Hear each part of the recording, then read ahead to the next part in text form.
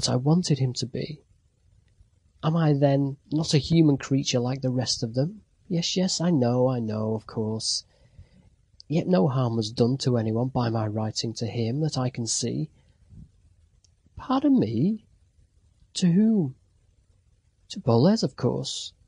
But he doesn't exist. Alas, alas! Well, what if he doesn't? He doesn't exist, but he might. I write to him, and it looks as if he did exist, and Teresa, that's me, and he replies to me, and then I write to him again. I understood at last, and I felt so sick, so miserable, so ashamed somehow.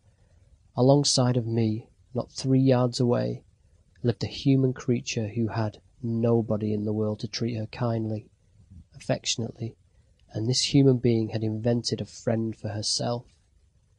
Look now, you wrote me a letter to Boles, and I gave it to someone else to read it to me, and when they read it to me, I listened and fancied that Boles was there. And I asked you to write me a letter from Boles to Teresa, that is, to me. When they write such a letter for me, and read it to me, I feel quite sure that Boles is there, and life grows easier for me in consequence. Deuce take you for a blockhead, I said to myself when I heard this. And from thenceforth, regularly, twice a week, I wrote a letter to Boles, and an answer from Boles to Teresa.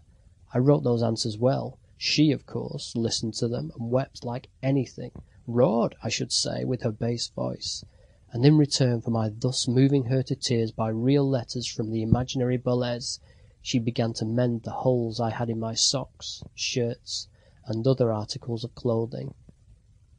Subsequently, about 3 months after this history began, they put her in prison for something or other.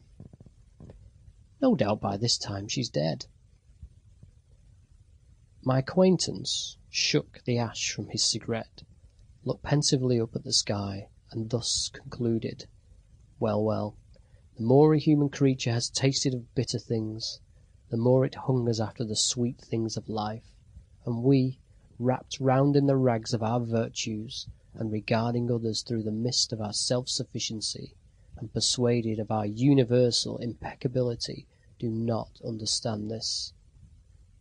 And the whole thing turns out pretty stupidly, and very cruelly. The fallen classes, we say. And who are the fallen classes? I should like to know.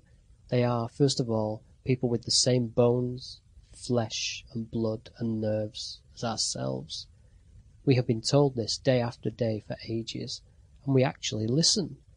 And the devil only knows how hideous the whole thing is. Or are we completely depraved by the loud sermonizing of humanism?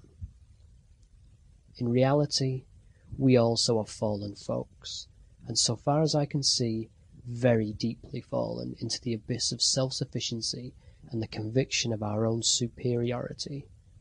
But enough of this.